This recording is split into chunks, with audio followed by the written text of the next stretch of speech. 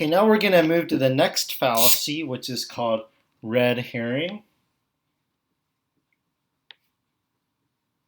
Now, strictly speaking, we're in the section where called faulty argument techniques, and so not everything we talk about will be a red herring. Will be a fallacy in the sense of the premises not being a good reason to believe the conclusion, either inductively or deductively. But these are all like bad ways of reasoning in some way or another. So that's the section we're on. Okay, so red herring, what is that? It's throwing off. Another word could be distracting. So throwing someone off.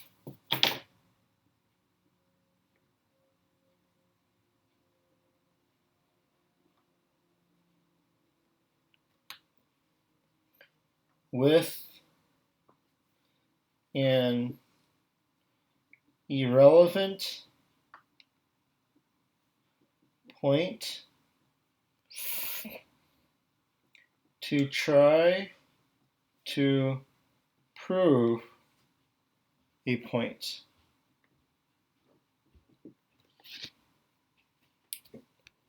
So basically you're just trying to distract the person and then try to get your point across by having distracted them.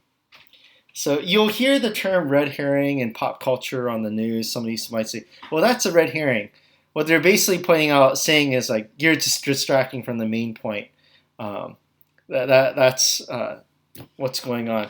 So the example in the book on page 266, special counsel, 266 toward the middle, special counsel Robert Mueller should immediately end his investigation into alleged collusion between President Trump's 2016 election campaign and the Russian state.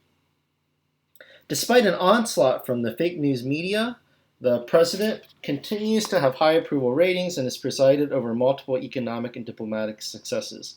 Enough of this witch hunt. Okay, now notice the first point and the last point are all about how Mueller should stop the investigation, but then they go on this distracted tour about like the economy being good and how the president's gotten an onslaught from fake news media. Okay, those are the red herrings.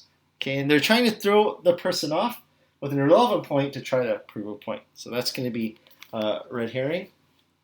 And watch for red herrings in real life when you're debating with somebody's trying to argue for a point or something. Watch for when they switch subjects and then come back to it, acting as if they've proven a point. Okay, that's a red herring. It's almost like, parents do this with little babies when the baby wants something and then the parent goes, la, la, la, la, la, and they try to distract the baby. That's what they're doing. That's basically what a red herring is.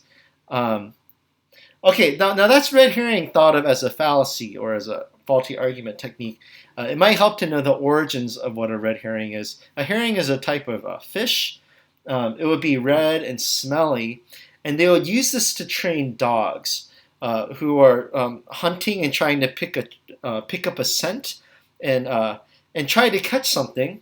Okay, and so while training the dogs, they would throw red herrings out into the area, into a lake or whatever, and see whether the dog would stick to the trail to catch the prey, or whether they would be distracted by the red herring and go for the fish.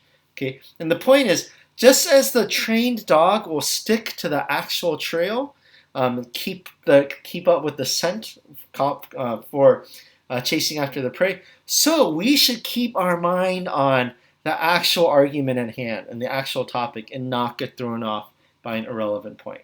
So that's red herring.